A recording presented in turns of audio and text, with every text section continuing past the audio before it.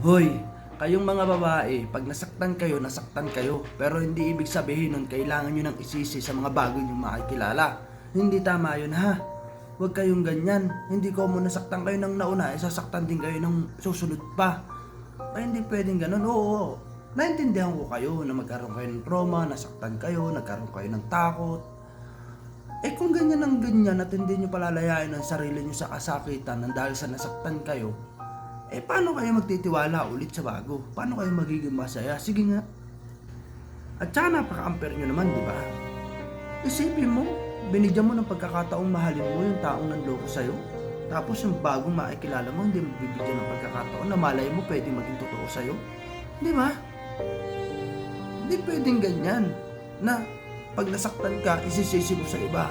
Isisisi mo sa mga bago mong makikilala na ayaw mo nang magmahal kasi nasaktan na ako.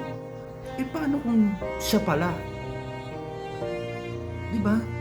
Bigyan mo ng kalayaan yung sarili mo para maging masaya ulit. Bigyan mo ng kalayaan yung sarili mo para kilalanin yung iba. Hindi para ikumpara sa nauna. Ikaw gusto mo ba ikinukumpara ka?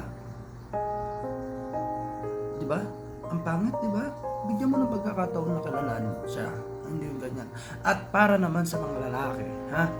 Sa katulad ko na lalaki rin, huwag kayong manakit ng babae. Kaya pati tuloy kami matitino na dadamay sa mga kalokohan nyo. Sus.